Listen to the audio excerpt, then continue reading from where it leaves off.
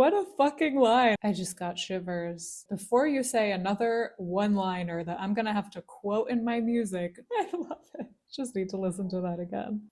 The next song is called Madeline. Utmost respect. Utmost respect. But you're not a stranger. Why is that so catchy? Sort of playful, sort of sarcastic, but also kind of honest and angry and accusatory. Hi, welcome to my channel. I'm Vicky, I'm a therapist, and I like pop music. Join me today as I listen to Lily Allen's new album, West End Girl, for the first time. So I know a couple of Lily Allen songs. I know Smile, Fuck You, and Somewhere Only We Know. And they're all really good. I'm not too familiar with her music otherwise, but I'm excited to listen to this album for the first time. The way I heard about this album was I was on TikTok, and this TikTok came up that said something about Lily Allen and a divorce, and she just dropped a new album, and there's a voice recording of some conversation linked to the divorce in the album. And I just stopped the TikTok. I didn't watch anything else. And I just thought this might be a really good album to react to. So other than that, I'm going into this blind, don't know anything else, don't know any other context. So I'm really sorry if I miss anything. But yeah, I'm really excited to see what this album is about. First song, let's go. Now we're all here. We've moved to New York. We found a nice little rental near a sweet little school. Now I'm looking at houses with 4 or 5 floors, and you found us a brownstone, said you want it, it's yours. I was wondering which West End she was referring to. Was it, I always think the London one, but I guess it's the New York one. So she's painting this really nice picture. If I didn't know something about a divorce is coming, I would say this is really picturesque. Maybe that's intentional. We went ahead and we bought it, found ourselves a good mortgage, then we couldn't go sorted, all the furniture ordered, I could never afford this, you were pushing it forward, made me feel a bit awkward, made me feel a bit awkward. I love all the rhyming there, just line after line after line. These like almost rhymes, really, really catchy. Woke up with suit, I put the key in the door, and then my phone started ringing, so I answered the call, and they were like, hey, you got the lead in a play, you gotta be back in London for rehearsals in May. So it's London West End. And later that evening you said, how was my day? I said, I got some good news, I got the lead in a play. That's when your demeanor started to change. You said, I'd have to audition, I said, you're deranged. Oh, okay. Already the dynamic is changing. So we're going from this picturesque relationship, and suddenly she gets the lead in a play. A lot going on there already. Either there's envy in the relationship, one person's trying to hold the other back from pursuing their dreams. Okay, let's see how this goes. I ignored it, went ahead and I bought it, got a flight and I bought it, I'm on my way, now I'm in London. She did it anyway. Went ahead and bought the flight ticket, boarded the plane, now I'm in London. Did it anyway. I have so many questions about this dynamic, and I'm hoping that the rest of the songs on this album will answer some of those questions. Now I'm the West End girl, West End girl. Hi, how are you? I miss you. Yeah. Huh? Yeah. Alright.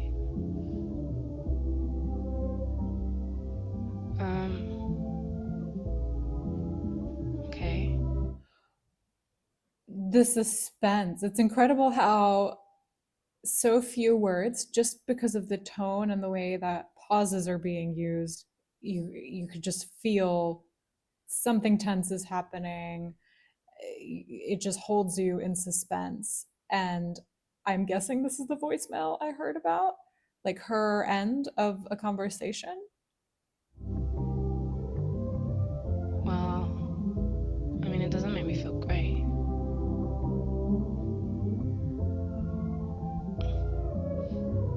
Well, if that's what you need to do, then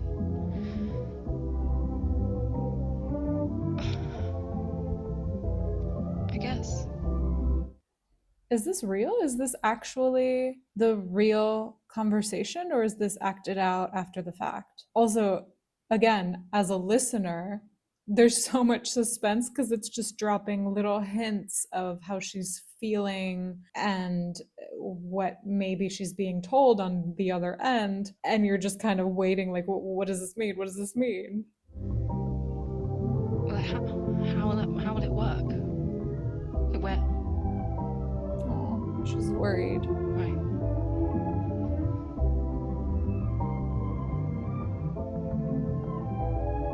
I mean, it makes me really sad, but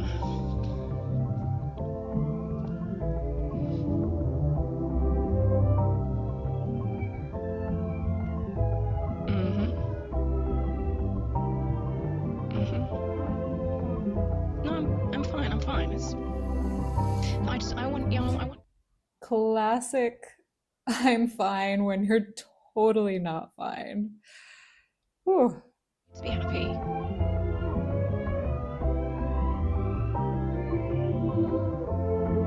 Okay.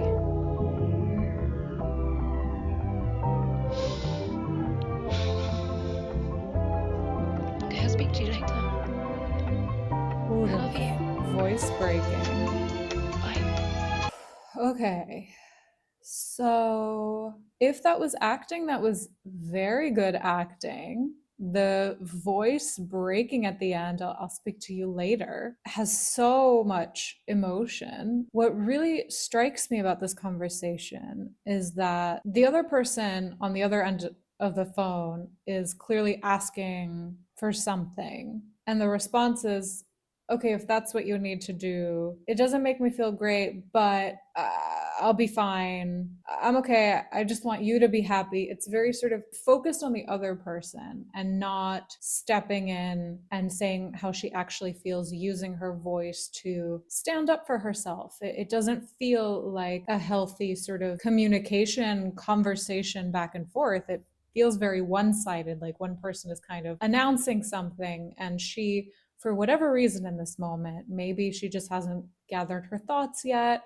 Maybe she is really trying to appease him. That's why she's saying, I'm assuming it's a him. I don't know. I don't know who this is. Well, it's a divorce, so it's her partner, right? But she's saying, I just want you to be happy. So very sort of pleasing, people pleasing, appeasing of her. Okay, let's see the next song. I've given up on getting sleep tonight. It's 4 a.m. and I'm in fight or flight. Auto-tune. Ruminating. And I can't shake the image of her naked on top of you. I'm dissociated. And I'm not hateful, but you make me hate her. She gets to sleep next to my medicator. You're mine, you're mine, you're mine. So there's a lot of sadness in the way she's repeating mine, mine, mine, mine. You're mine. You're mine, right? Right? You're mine. You're mine, right? If I say it enough times, maybe it will be true. But clearly, it's not that simple. This person is sleeping with someone else. Also, something about this sound feels kind of Brat, Charlie XCX, the sort of electronic. Because in Brat, there's a lot of actually quite deep and complex emotions expressed over electronic beats. So it's kind of a cool comparison. Mine, you're mine, mine, mine. And now I'm ruminating, now I'm in my head. Ruminating, all the things you said. Why can't you wait for me to come home? This conversation's too big for a phone call.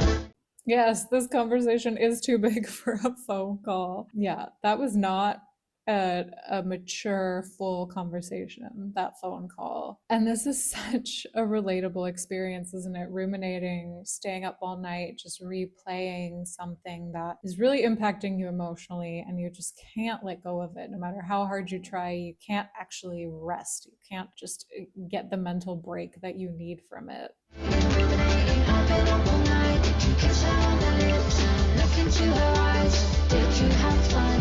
Now that it's done, I told you all of this has been too brutal. You told me that you felt the same. It's mutual, and then you came out with this line so crucial. Yeah, if it has to happen, baby, do you want to know? If it has to happen, baby, do you want to know? If it has to happen, baby, do you want to know? If it has to happen, baby, do you want to know? If what has to happen? If cheating has to happen, or if is this about an opening the relationship? So either way, her partner is sleeping with someone else and is asking her, if I have to do it. That's such a cop out, because if you say, if it has to happen, if me sleeping with another person has to happen, you're taking any accountability off of yourself and sort of saying, it's fate. It has to happen. I'm not the one who's actively making these choices, but if it has to happen that I somehow cheat, do you want to know?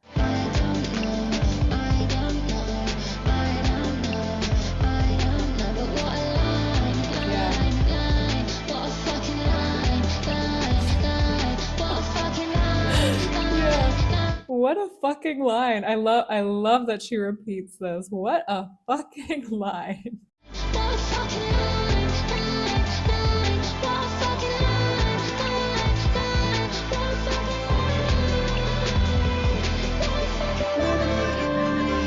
Makes sense why she's ruminating, just playing that line over and over, dissecting. Why would you even say that? Why would you even say it like that?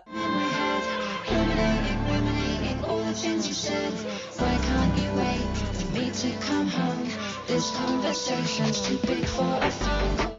Yeah, seriously. Yes, yes. It's cowardly to have this conversation over a phone call and not stand in front of the other person when they're home and discuss, what you're wanting to do. I've been up all night. Did you kiss her on the lips and look into her eyes? Did you have fun? Now that it's done, baby, why you tell me that I'm still your number one? She still wants to be the number one, even though this person is clearly hurting her. Yeah, it's hard. It's very hard. You're my number one.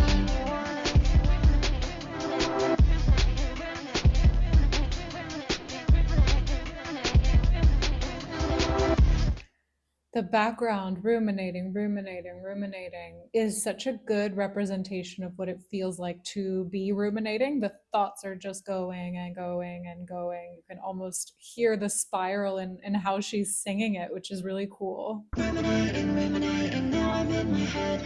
Ruminating, all the things you said. Why can't you wait for me to come home? This conversation's too big for a phone call. I just really feel the pain. I feel her pain. Ruminating, I've been up all night. Did you kiss her on the lips and look into her eyes? Did you have fun? Now that it's done, baby, won't you tell me that I'm still your number one? Yeah. I think this song does a really good job of just capturing that feeling of rumination. I can almost imagine her getting up from her bed that she's lying in, ruminating, and just going directly to wherever she writes her music and just getting right into it and just capturing this moment, because that's how it feels like. She's just captured that exact moment, that exact feeling of what it feels like to be ruminating. Sleepwalking. So we've gone from we're in the bed ruminating to maybe now we're sleepwalking. We're still like, is this the middle of the night vibes? You won't love me. You won't leave me. You don't touch me. Still so near. I just got shivers. You won't love me, but you won't leave me. You don't touch me, and yet you're still so needy. It's just like the worst of both worlds. The worst of all the worlds. Oof. You don't stop talking, and I'm just sleepwalking. Course I'm angry, course I'm hurt. Looking back, it's so absurd. Course I trusted you and took you at your word. Who said romance isn't dead? Been no romance since we wed. The sarcasm is holding a lot of pain and anger there. Why aren't we fucking, baby? Yeah, that's what you said. But you let me think. I like how she's taking the exact things that were said to her by this person and putting them in quotes, just repeating them back. Again, she's capturing the ruminating feeling, right? Where you just replay the exact words that someone used and you try to pick them apart and understand exactly what do they mean. It was me in my head and nothing to do with them girls in your bed. Girls, plural. You don't stop talking, and I'm just sleepwalking. When she says you don't stop talking, it kind of reminds me of the Sabrina Carpenter Sugar Talking, where the person is saying a lot of words, but the words aren't actually changing anything substantial. It just feels like words, but no action, no emotion. Your thoughts forming, baby, stop it. It's 3 in the morning. Okay, so she can see his thoughts forming. She's like, before you say another one-liner that I'm gonna have to quote in my music, just stop talking. Please stop talking. And I don't know if you do it intentionally. Somehow you make it my fault. I know you've made me your Madonna. I wanna be your whore. It's a really good line. Ooh, it's a really good line. You know, there's something so extreme between those two things. You've made me your Madonna, but I want to be your whore. Where I'm wondering if it's just she's so distressed at feeling like the Madonna that she's almost overcompensating, where she's saying, can I just go to the other extreme, please? Like, I don't want to be this. Can I be your whore? Maybe she doesn't actually mean that and she would like something in between, like something more balanced. But either way, that line packs a punch. I love it. Baby, it would be my honor. Lisa, can I have some more? I could preserve all of your fantasies if only you could act them all out with me. Okay, so yeah, this is the reference to the sex life. Something is not compatible here. This person has fantasies and they're not able to line up on that.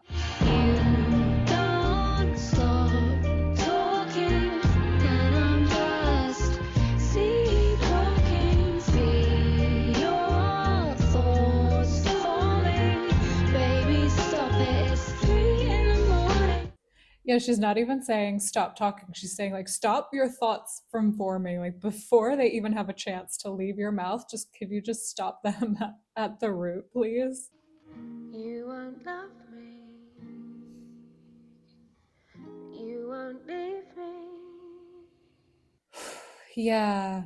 Yeah, so they're stuck in this sort of in-between space. If the person won't love her and they won't leave her, it's like, what am I? What are we? Like there's no clarity here. That can be a really distressing place to be. Okay. Next we have tennis. Daddy's home for the first time in weeks. Got the dinner on the table. Tell the kids it's time to eat. And I made my baby's favorite, but he didn't seem to care. I just tell myself he's jet lagged and I'm bad to have him here. she's kind of owning her denial. I tell myself he's jet lagged. Maybe because I'm just glad that he's here, even though he doesn't seem to care. He doesn't seem to actually be present, but she's sort of telling herself, making up excuses of why that may be. Then you showed me a photo on Instagram. It was how you grabbed a phone back right out of my hand.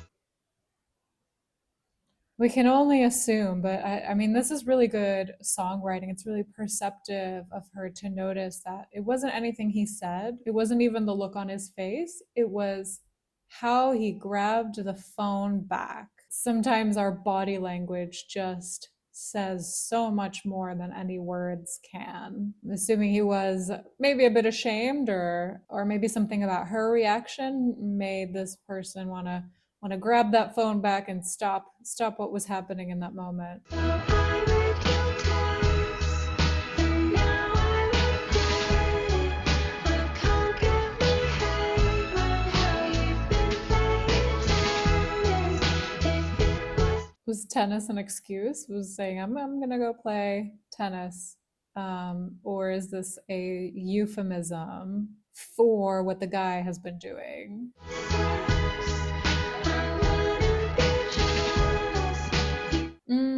Interesting.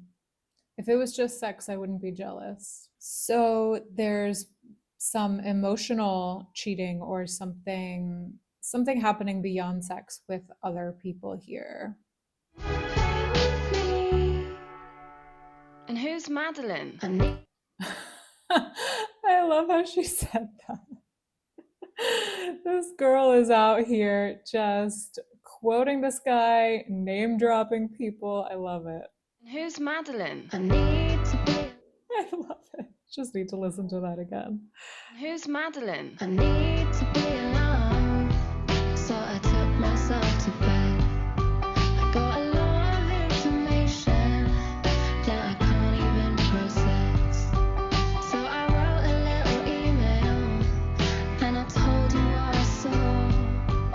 Then you came out to the bedroom and you made it all my fault. Oh, so many signs of not great communication here. I mean, writing an email, how is that better than a long distance phone call? You know, I mean, maybe both people here in this dynamic need to just confront things face to face, address exactly what's happening, take ownership of their feelings. I mean, we don't know what the email was. Maybe it was the receipts, you know, just all the screenshots or something, and maybe that needed to be in an email form. But yeah, and then the other person, you made it all my fault, just blaming her, not taking accountability or healthy ownership. Yeah, this is all very human, by the way. There are no two humans in the world that communicate perfectly all the time. So in that sense, this is, you know, very authentic, a very authentic sort of record, sort of snapshot of how a lot of us can communicate at times. But you moved the goalposts, you broke the rules. I tried to accommodate, but you took me for a fool. So I read your text, and now I regret it. I can't get my head around how you've been playing tennis. If it was just sex, I wouldn't be jealous. You would play with me. And who the fuck is Madeline? Favorite line. Yeah, when she says you won't play with me, I'm assuming she's referring to intimacy, that this person will be intimate with other people but not with her. Who's Madeline? Oh, Who's Madeline? I love that she's making this line the whole last part of the song. Who's Madeline? No, but who is Madeline? Actually. Actually, who is she? I'm actually asking. I actually want to know. I love it because it's a little petty, okay? Totally human. We're all petty sometimes. And again, she's capturing that feeling of rumination. Like the brain can do this thing where it's like, da da da da da, who's Madeline? Who's Madeline? Who is Madeline? Da da da da da. Actually, who is she though? Who is she? It's so real in that way. And I love it when songs are almost conversational, whether that's external conversation with other people or the internal conversation we have with ourselves. When songs can capture that, it just feels so special. And, you know, it makes you want to go back to it. Like this part, I'm definitely coming back to this song. And specifically this part, I might just like be replaying this part. It's so fun. Next song.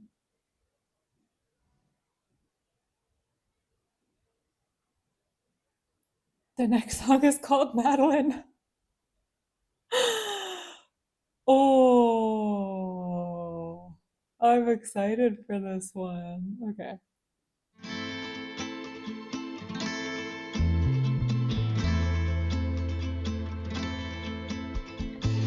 I know none of this is your fault. Messaging you feels kind of assaultive. Saw your text, that's how I found out. Tell me the truth and his motives. I can't trust anything that comes out of his mouth. No, I can't trust anything that comes out of his mouth. I love that she texted this woman, and I love that she's telling us about it. And there's something about the background music. Let me just listen to this again. I can't trust anything that comes out of his mouth. No, I can't trust anything that comes out of his mouth. I can't quite place. This is like Spanish, like, I can't think of what it is right now, but it almost feels like there's a sort of like we're going into battle somehow, or we're about to tell this epic story or something. There's like this build up of sorts. There's like this building tension or suspense in some way. How long has it been going on? Is it just sex or is there emotion? He told me it would stay in hotel rooms, never be out in the open. Why would I trust anything that comes out of his mouth? Wow, okay. You can feel her anxiety with these questions. How long has it been going on? Is it just sex or is there emotion? These are the thoughts she's been ruminating about. Why would I trust anything that comes out of his mouth? She has to double check with Madeline because she doesn't trust him. It's just capturing the anger, the confusion, the needing to know, that feeling of, gosh, in this uncertainty, I just need one drop of certainty. I just need to know. Oh, why would I trust anything that comes out of his mouth? We had an arrangement. Be discreet and don't be blatant. There had to be payment. It had to be with strangers. Okay, so they agreed. Be discreet, don't be blatant. There has to be payment. Had to be with strangers. So there was a conversation. There were boundaries that were set. Oh my God, I just saw the next line. I haven't listened to it yet, but it says, "But you're not a stranger, Madeline." So this guy clearly did not respect the boundaries. Understandable that Lily is angry. But you're not a stranger, Madeline. Hey, he is telling you the truth. Our relationship has only ever been about sex. I can promise you that this is not an emotional connection.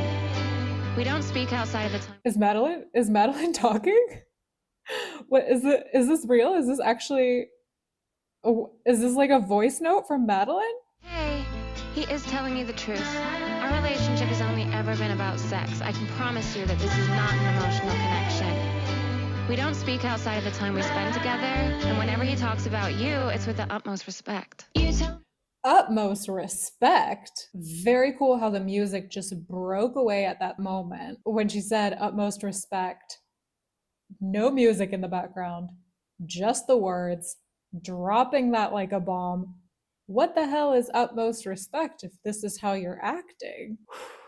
What a cool voice note. I hope that's real. Even if it's not, I'm so invested.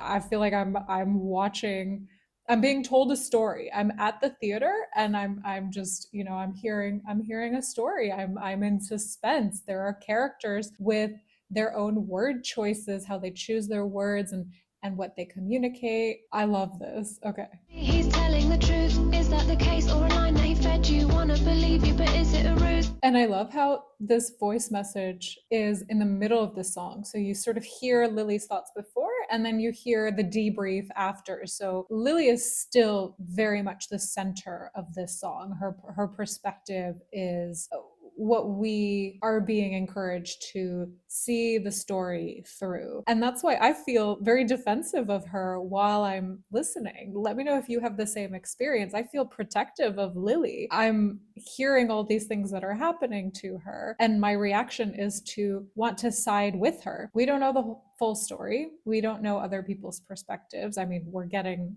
a little bit of Madeline's perspective, apparently. But I'm definitely feeling like I'm siding with Lily. Lie to me, babe, and I'll end you. I can't trust anything that comes out of your mouth. I'm not convinced that he didn't fuck you in our house.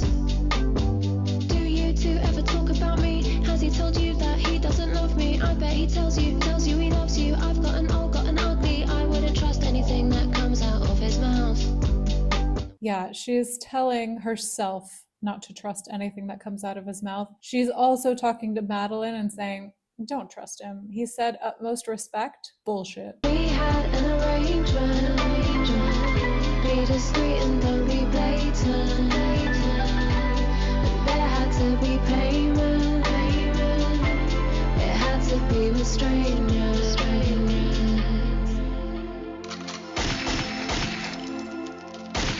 But you're not a stranger, Madeline. What were the gunshots?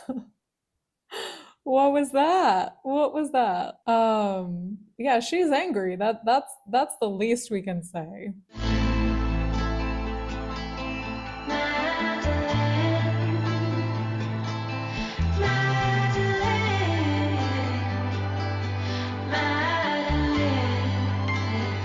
It's a beautiful name to connect to a melody.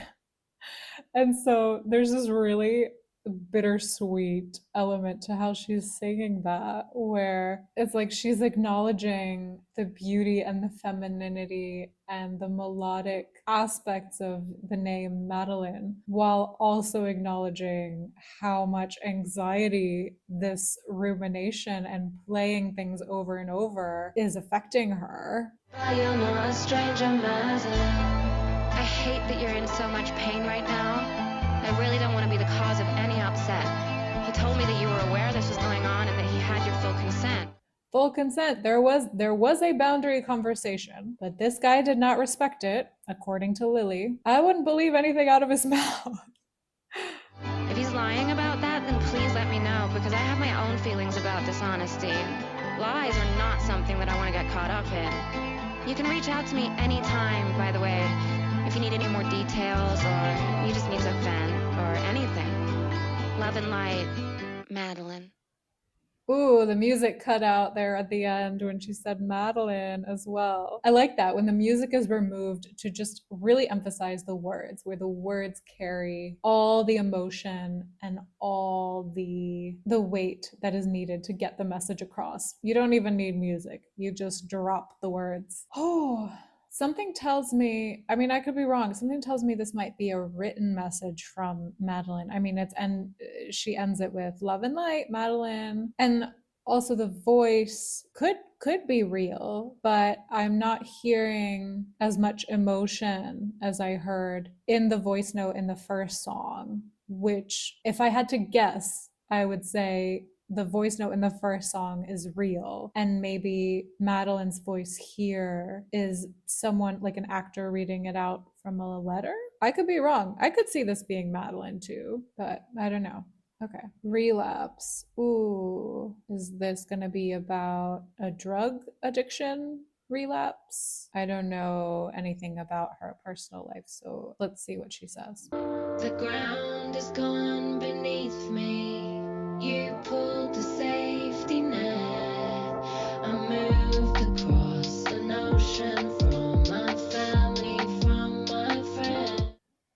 This is so painful. You make these sacrifices to be with someone and you invest in a relationship in this way where you move across an ocean, and the safety net, if your safety net is your family and friends, then you're leaving those behind and trusting that the person that you're moving to this new country with will be your safety net. So if that person pulls the last safety net you've got out from under you, then it can really feel like you're left with nothing. The foundation is shattered. Exactly. You've made such a fucking mess.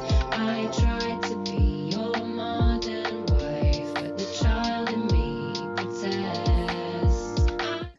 Ooh, I like that. The child in me protests. I think I would assume that there's something emotional that her inner child is needing and wanting and is not getting in this relationship. Some sort of love, acceptance, honesty, safety, and the parts of her that are angry with him, that are reacting to his behavior, are probably her, at least partially her inner child, telling her that, hey, something is going on here, something is wrong here, and you should stand up for me. In a way, it's like this message of like, I need to stand up for myself because something is being triggered in me. Need a drink. I need a Valium.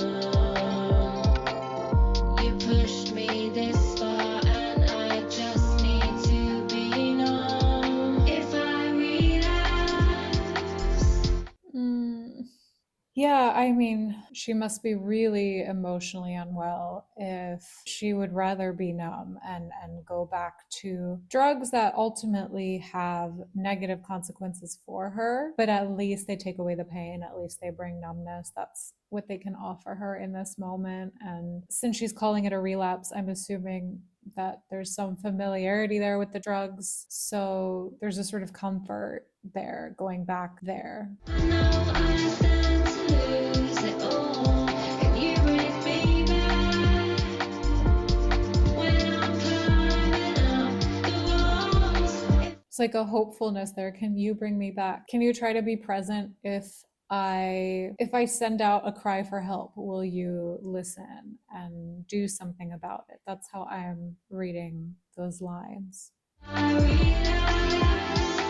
I know I stand to lose it all. Can you bring me back when I'm climbing up the wall? So even though this person has caused her so much pain, she's still hoping, wondering, can you offer me what I'm needing? Could you please respond to me, take care of me, protect me? There's a lot of desperation in that.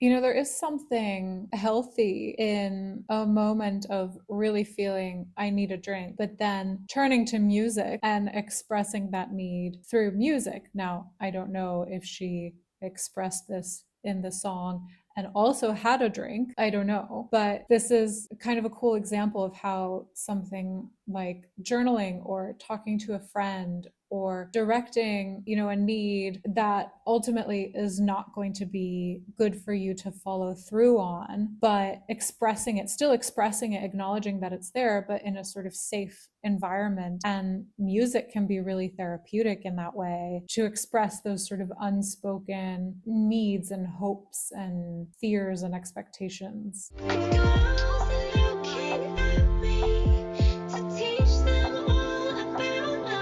Her kids? Does she have kids? But I can't seem to hold my shit together long enough. She's battling with herself, it sounds like. I need to be a good role model. I need to be a parent. I need to put dinner on the table. Didn't she say that in another song? But also emotionally, this is really hard and I need some sort of coping strategy. So how do I balance those two things? A lot of people ask themselves this question every single day, and it's not an easy battle to be battling. I need a drink. I need your belly.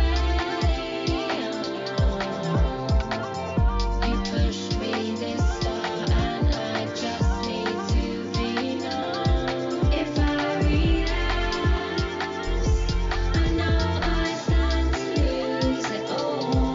Can you bring me back? She's weighing those options. I know I would lose it all, or I could lose it all if I relapse. Can you stop that from happening, please? Can you stop me from making a bad decision? When I'm climbing up the walls.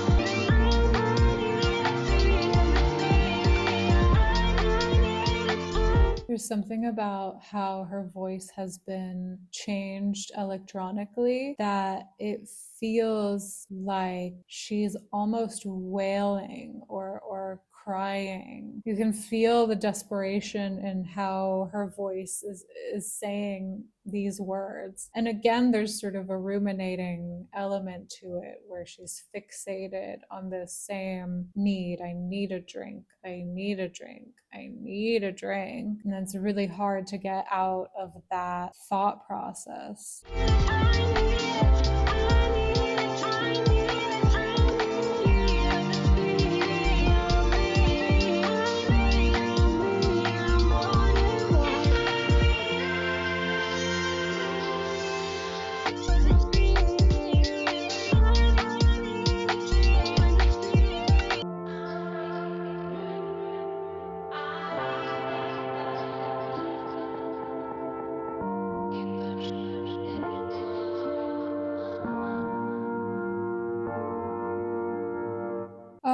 Relapse was a heavy one, really heavy.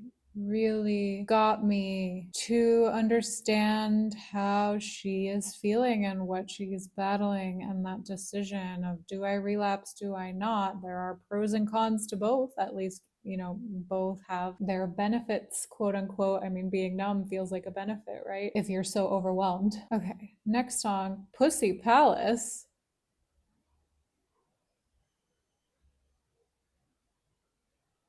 Well, let's see what this one is. Don't come home, I don't want you in my bed. Nothing's ever gonna be the same anymore. This whole first part is so conversational. It's almost like she took a voice note and wrote it out in lyric form. I'm really struck by how the words she's saying are sort of logistics based, like go to this apartment, I'll drop off your clothes, I'm going to the station. And then you can hear, and she tells us, I couldn't be more stressed, I'm losing my mind. And there is that juxtaposition when you go through something like a big breakup or a moment of crisis in a relationship where you do still have to go through a logistical process. You do still have to go about your day, and if you're separating, do all the practical things you have to do in order to separate. And at the same time, you're sort of dying inside and losing your mind. And that's very real and very well captured in the way she's telling this story. And that's when I realized something don't feel right. I didn't know it was a pussy palace, pussy palace, pussy palace, pussy palace. I always thought it was a Why is that so catchy? Why is that so catchy? I didn't know it was a pussy palace, pussy palace, pussy palace, pussy palace. I always thought it was a dojo, dojo, dojo.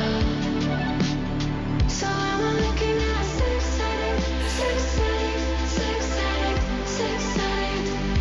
We'll talk about it all, oh no. I didn't know. I feel like blow means a few things. in this line. Oh, that's the Pussy Palace part is so catchy. And you can just hear, like, it's so petty and so bitter and so fun to sing. That's just so well done. I'm sorry, I don't have better words to describe why that's so cool. Pussy, pussy palace, pussy palace, pussy palace, pussy palace. I always thought it was a dojo, dojo, dojo. So am I looking at a sex addict, sex addict, sex addict, sex addict. Catchiest song so far, I think. A lot of them have really catchy moments, but I think this is gonna be stuck in my head. I'll talk about low blow, oh no. I found a shoebox full of handwritten letters. Oh my God, I just felt my face go from smiling to just, oh, not the shoebox full of handwritten letters. And the music changed quite abruptly there. That captures that really relatable moment of going from one feeling to another. Sometimes it can feel like this drop of like, I'm feeling this, and then suddenly boom, and I'm feeling something else. Broken-hearted women wishing you could have been better. Sheets pulled off the bed and strewn all. Broken-hearted women wishing you could have been better. Ooh, really good line. Broken-hearted women wishing you could have been better. Wow, such a diss. Sheets pulled off the bed and strewn all on the floor. Long black hair, probably from the night before. Dwayne Reed bag with the handles tied. Sex toys, butt plugs, loop inside. Hundreds of Trojans, you're so fucking broken. I can just picture that moment where she sees all of this and she's just trying to process all the different items and things that must have happened for this to just be laid out all over the house. Ooh, like just from a visual perspective, that's really overwhelming, let alone from an emotional perspective. Pussy palace, pussy palace, pussy palace, pussy palace. I always thought it was a dojo, dojo, dojo. So am I looking at a sex addict, sex addict, sex addict, sex addict. I'll talk about. Truly, I applaud artists that can take such a complex experience of deep pain, deep relational wounding, and can turn it into something so beautiful, communicate it in such a catchy and relatable way. So am I looking at a sex addict, sex addict, sex addict, sex addict. I'll talk about low blow, oh no. Okay, so this is like the third or fourth chorus, and just now the sadness of it is hitting me. That actually, now that she's repeated it a few times, it's like, oh, damn, you have really been deceived here and really disappointed and really disrespected. And this is actually, as catchy as it is, this is actually very, very sad. 4chan Stan. What a cool title. Trying not to look at the lyrics. What is this song gonna be about? The man is a 4chan stan. That's what this song is about. Let's see what what she has to say. I went through your bedside drawer. You know I've never been inclined to have to do that before. Never been in bad doors. But you took someone shopping there in May 24. You bought her a handbag. What a sad way to find out. It wasn't cheap. I was in London, probably asleep. Did you go to Montauk for the weekend? Was there an encore? Did it pay dividends? Is that why? Why won't you tell me what her name is? Madeline. Except it sounds like there are many Madelines. It's not just Madeline. I appreciate all the questions that are being asked here. It just shows how much is unclear, how much is not being communicated. Lily doesn't know, and she needs to ask a lot of questions. And some of them are sarcastic, where she's kind of jabbing at him and saying, "Did you really? Are you really doing this for real?" Again, just really capturing the anxiety and the bitterness and the anger. Totally valid to feel all of those things.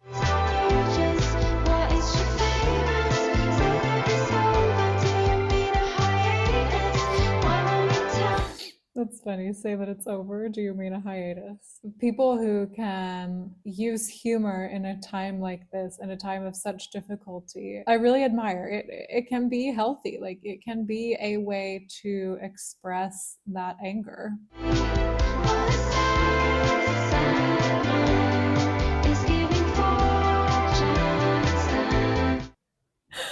Oh my god, I love that. I love the combination of "it's giving," which is very sort of 2024, 2025, and then 4chan stan, which I feel like if this guy is like an older millennial, is like an older sort of thing. Do people still go on 4chan? I remember seeing like screenshots from it years ago, but it's just like a cool little combination.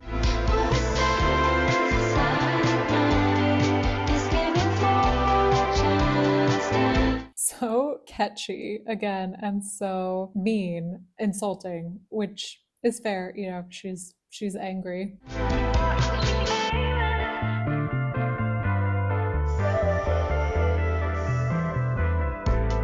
What are you so scared of?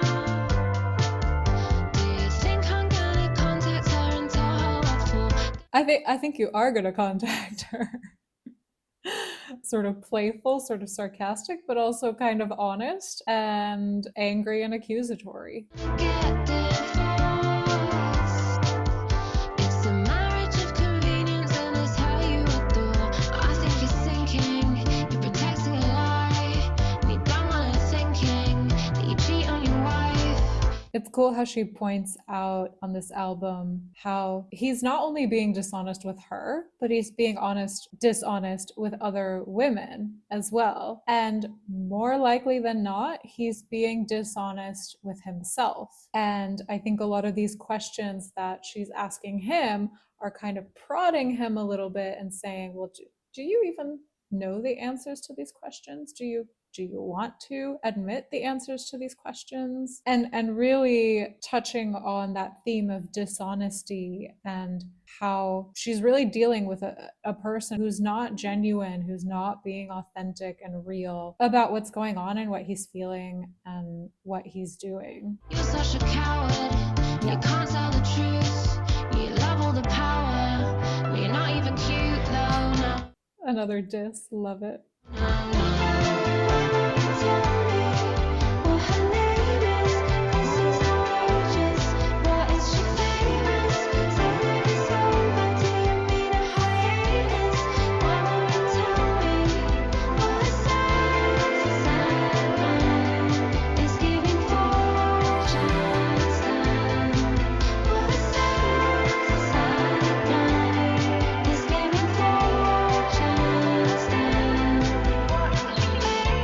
Lily Allen is funny. That's what I've learned. She is going through a lot on this album, feeling a lot of things, but she is funny. Hats off. Well done. I can't even say it. Nonmonogamummy. Nonmonogamummy. A mother who's non-monogamous? Let's see. Ready? The original sounds, you know. I am in style. Yeah, well, you know, this one nice, you know. Real life. I don't wanna fuck with anyone else. I know that's all you wanna do.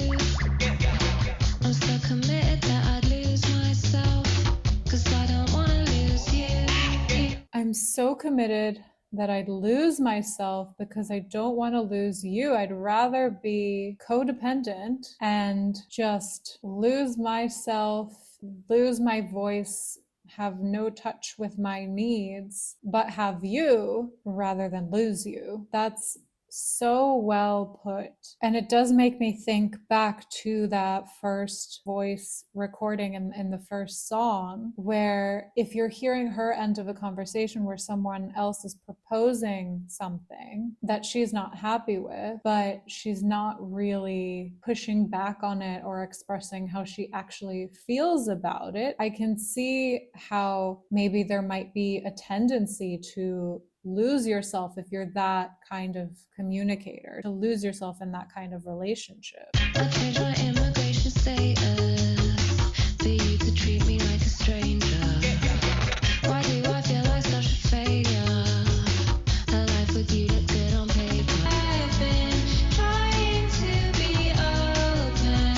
I just want to meet. At this point, I'm assuming that open does mean open relationship. Maybe this person has asked to be in an open relationship. I guess they are in an open relationship, but maybe the boundaries they had agreed. Yeah, that's what it is. They've agreed to an open relationship when she's saying open, we're trying to be open. And she's trying to be open to his suggestions, but they put boundaries in place and they're not being respected. And maybe the issue is not just that there's an open relationship, because people do have open relationships. And when the boundaries are clear and respected, people can totally be okay with that. But when the boundaries are not respected, just like in non-open relationships, that's not okay. Needs, and for some reason I prefer to people pleasing. I'll be your non-monogamummy.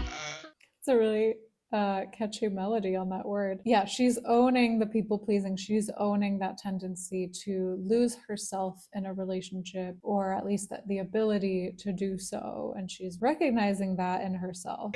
We built a palace on the perfect street. You really sold me on a dream. That first verse in that first song, just describing the perfect white picket fence equivalent of building a palace on a perfect street. And then the album takes us on this total journey to see that, you know, this relationship was not as perfect as it seemed. And now I'm looking at my Tinder. Or maybe I'm more of a hinder. Fair enough, fair enough. I wonder, it sort of feel, and I know I'm jumping to conclusions, making assumptions here, but it feels like she's going on her Tinder after everything has happened, or at least that's what the album storytelling and order of events is having me believe, that this is sort of how she's coping after all these actions and all these behaviors have been taken by the guy. To take me out to dinner. Hope he looks better than his picture. I love you. I've been trying to be open. Relatable dating experiences. Just want to meet your needs, and for some reason I prefer to people pleasing. Ooh, I like the grammar there. I prefer to people pleasing. Ooh, I like that. That's not grammatically correct, but it's grammatically beautiful. I'll be your non-monogamummy. You know what else is grammatically beautiful? Nonmonogamummy. I'm just trying to be open. Hearts get broken. She looking at me eyes and say you have no emotions. She asked me a question about the word what's spoken. Like is she a token? You tell me that your heart get frozen. Just trying to be open. Who is this feature? Specialist Moss. Ooh, cool. Yeah, this feature is really adding this sort of playful, upbeat, at least musically, energy that really contrasts with the lyrics.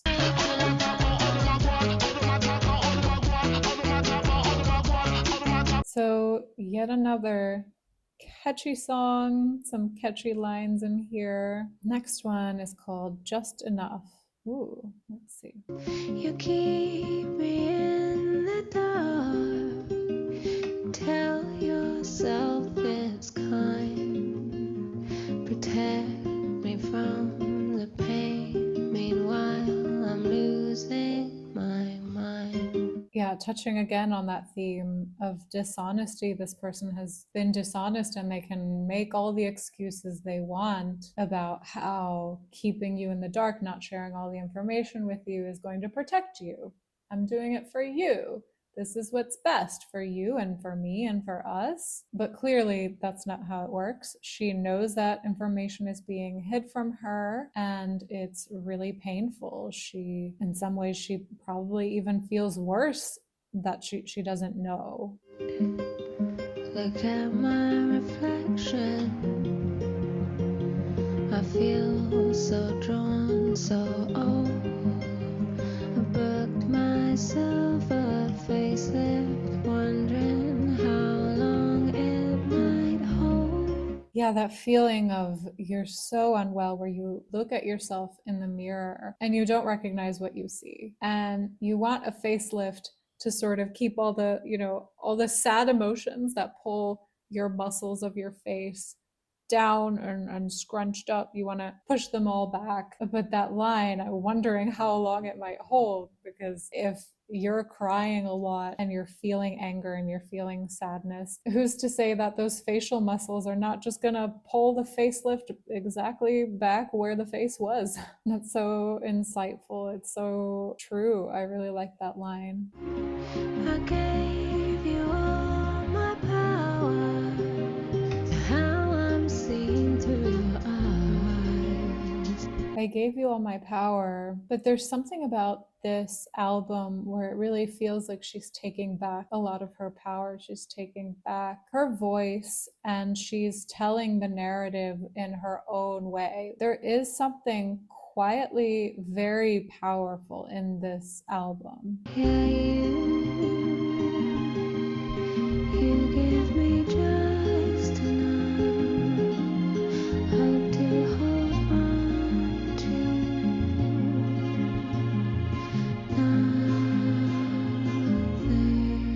I think this is the saddest moment on the album so far, how she sings that. No, I give you all my love and you just tolerate it. Did you fall in love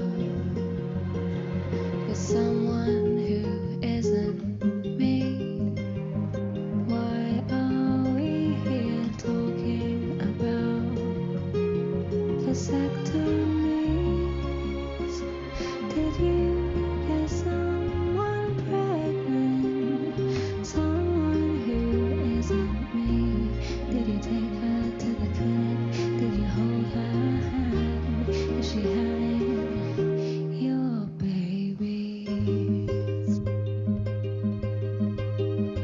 The fact that these are all questions and she has to sit there and wonder if these big things have actually happened or not happened, those are pretty big things to be uncertain about and to not know. Like, is this guy keeping her in the dark about this stuff? Has she asked him and he's not giving answers? In which case, why? Have they happened and he's not telling her? He's just talking about vasectomies as this general thing without acknowledging, something has happened to make me consider this. In which case, not okay. Very bad communication. It's so interesting how this album is bringing out in me this protective feeling. I'm feeling protective towards her, towards Lily. She's being so vulnerable in this album. And I really want to know if you have a similar reaction to how she's telling the story. Next song, Dallas Major. Okay. Looking for someone to have fun with while my husband works away. I'm almost nearly 40, I'm just shy of 5'2". I'm a mum to teenage children, does that sound like fun to you? 'Cause I hate it here. So is she playing a character? Is this her Tinder/Hinge profile name, Dallas Major? And the contrast between how fun the music and melody of this verse is, and then we go into I hate it here. I hate it here. I hate it here. I hate it. So I go by Dallas Major, but that's not really my name. You know, I used to be quite famous, that was way back in the day.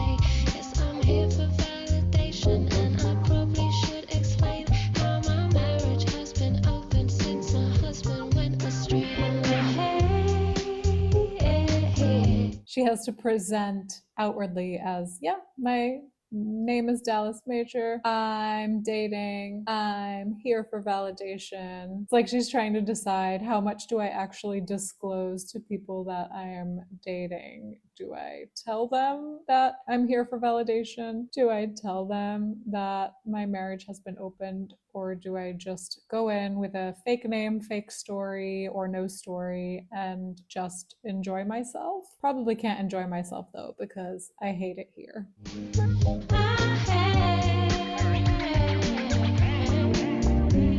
My name is Dallas Major, and I'm coming out to play. Looking for someone to have fun with while my husband works away. I'm almost nearly 40, I'm just shy of 5'2". I'm a mom to teenage children. Does that sound like fun to you? It's like, if you put all that information on a profile, on a dating profile, it's valid that she's sort of wondering, is this going to sound like fun to people? Is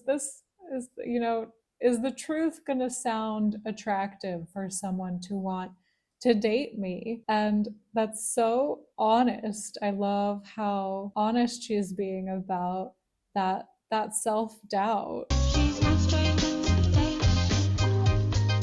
Her name is Dallas Major. She's terrified of fate. Love the ownership, taking ownership of not being a stranger to failure. I mean, and who is a stranger to failure? To be human is to fail. Not like just because you're human, but because it's totally natural to be bad at stuff sometimes and to not succeed all the time. But also she's terrified of failing. It's like, this is how I feel. This is how I would describe my existence. There's a lot of failure happening, but I'm also terrified of it and probably trying to avoid it a lot of the time. She's just here for validation. Before they got married in Vegas, they call her Dallas Major. Am I missing? I probably am missing some sort of backstory of who Dallas Major is and did they get married in Vegas? And I don't know if that's a reference to something. Sorry if I'm missing something really important. Next song, Beg for Me. Beg for Me. Oh, when you get to that stage of just wanting the other person to fight for you is what I'm assuming this will be about. Let's see.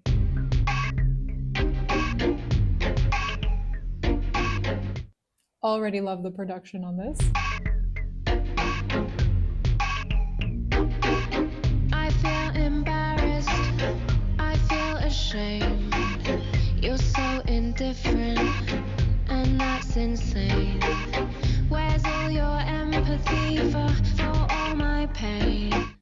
So many questions throughout this whole album that really capture that feeling of needing to know and the frustration of just not having clarity on what's happening. My friends all tell me you are deranged. I wanna feel held, I wanna be told I'm special and I'm unusual. I want your desire, I wanna be spoiled, I wanna be told I'm beautiful. Why won't you beg, beg, beg for me?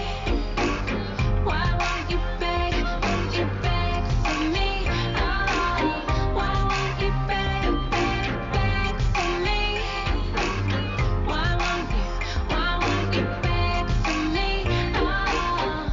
There's so much pain in that question. Why won't you just beg for me? Why don't you want me enough to beg for me? What is it about me that I'm not doing or saying or being enough for that to happen? There's so much hurt and pain in that.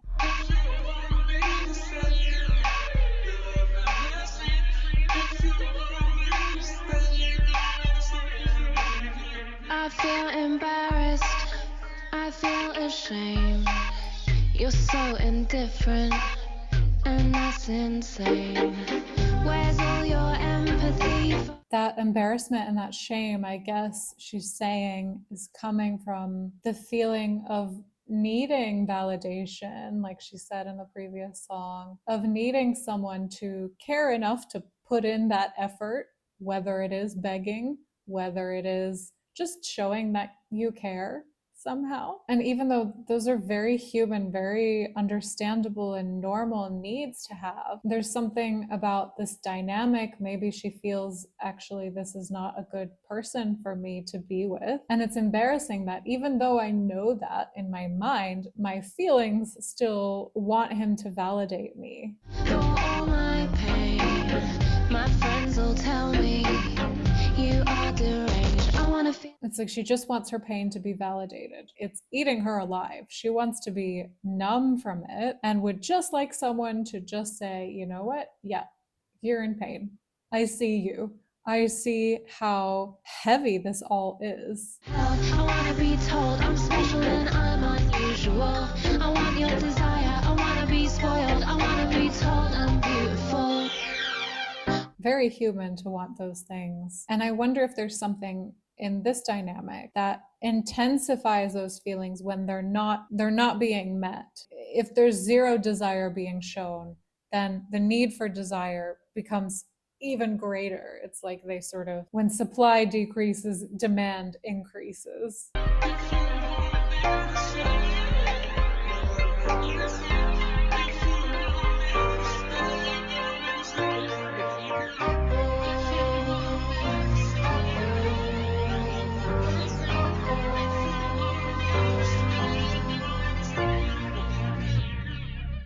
That's how deep her desire is to stay in this relationship, to not lose this person. That even through all the pain he has caused her, if he just says, don't go, if you say don't go, I will stay. There's a lot of sadness. That you win with a W/IN. I've become invisible, stuck here in my palace. I'm so fucking miserable in my rabbit hole. Yeah, I'm Alice, and I'm expected to be nice, picking up the pieces. What is it you sacrifice? I'm protecting you from your secret.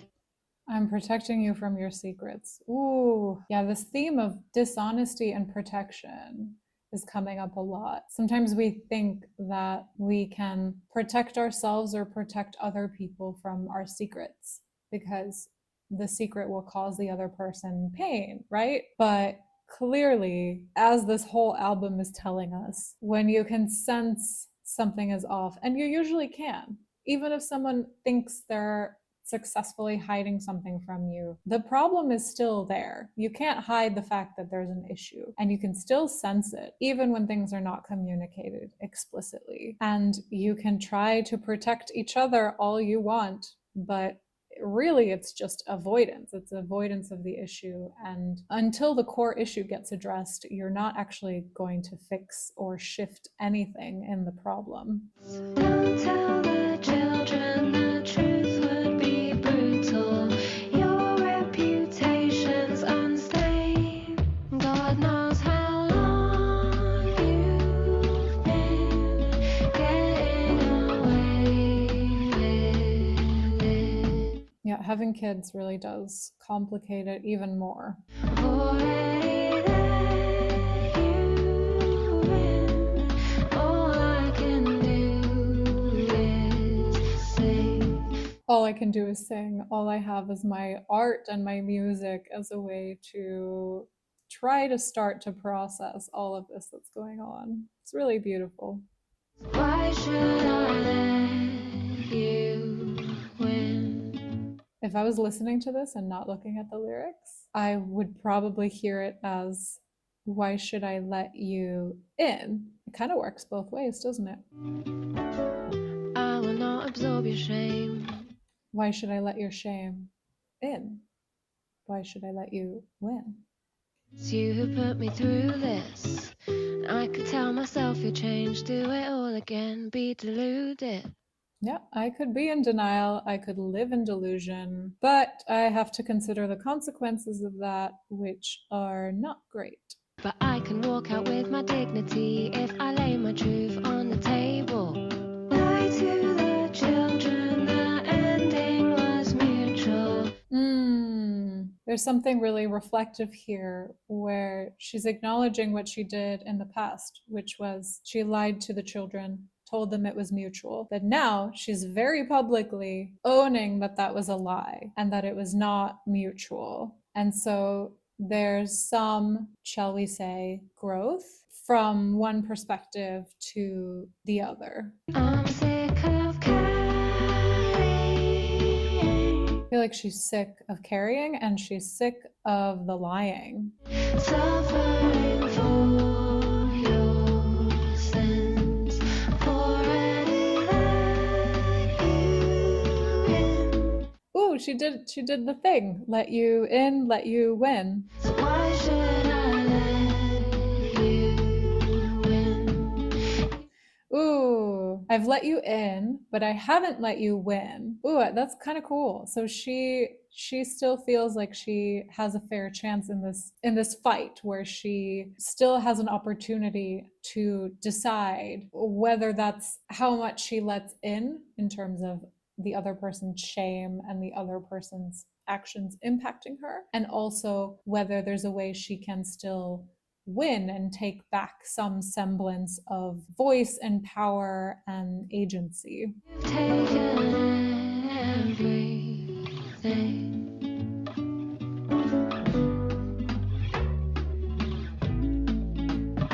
If he's taken everything, can she even win? Is maybe a valid question. Okay, Fruityloop. You're just a little boy looking for his mommy. Things have gotten complicated. What with all the fame and money, playing with his toys. He just wants attention. He can't really do attachment. Scared he's gonna be abandoned. Ooh, letting us in on this man's attachment style. If he's scared he's going to be abandoned, maybe he leaves before he can get left, which is probably an avoidant attachment style. And it sounds like maybe Lily has the anxious attachment style, where she's seeking closeness, she's seeking validation, even while she's being pushed away emotionally. She's still drawn to this relationship and this man and struggles to let go. Whereas this man would rather let go or push away and deflect and be dishonest rather than be abandoned. And she's infantilizing him here. She's calling him a little boy, little 4chan stan. And I can see why she would see some of his behaviors as immature. It's not me, it's you. It's all you've always done, it's what you do. Forever till you die is true. It's not me, it's you. This is her final realization on the final song of the album, isn't it? She's saying, it's not me, it's you. Now, I have certain feelings about that phrase and just that black and white idea that it's either one person or the other person, because I can definitely see throughout this album that both people in this dynamic are failing to communicate in ideal ways. Now, no human communicates in an ideal way all the time, but I think she would also agree with me. Lily sounds like she's taking accountability, at least some degree of accountability for things that she hasn't done in the best way either. And there's nothing I could do. You're stuck inside your Fruityloop. As in looping behavior, repeating behaviors, and then Fruityloop, is that a cereal reference? I'm just a little girl looking for a daddy. Thought that we could break the cycle. Thought that I could keep you happy. Her inner child wants a fatherly sort of love and protection and stability that maybe she didn't have in the past and was looking for it in her romantic relationship. But unfortunately, you cannot fill an internal need using something or someone external to you. It's not quite how it works. You can heal through relationships, but you can't sort of fix or break a cycle as simply as sometimes we think that we would like to. It is what it is. You're a mess. I'm a bitch. Wish I could fix all your shit.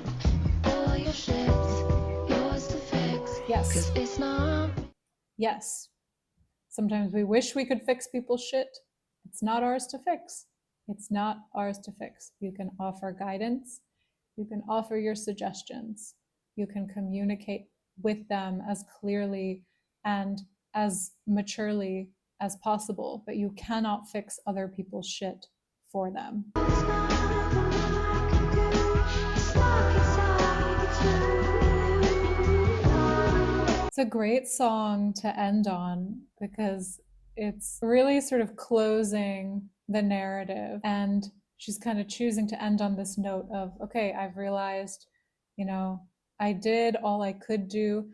I mean, there was nothing I could do. Maybe there really was nothing she could do. You know, maybe even if she had communicated differently or approached the situation differently, the ending would have been the same. But there's a certain level of finding peace with the situation in this ending song. I really like this album. I feel like I was told the whole story from beginning, middle to end. Some really good lines. I think my favorite songs, I love how Madeline comes up so much. I think Pussy Palace is my favorite song. Wow, okay, I'm definitely going to be checking out more of her music now. I like how she writes. I like how she captures human emotions. Yeah, let me know what you think of this album. Let me know if you enjoyed this reaction video. If you want to support my tiny little channel that I just started, feel free to like and subscribe and comment. Those things actually really do help small channels. Thank you so much for being here, and I'll see you in the next video.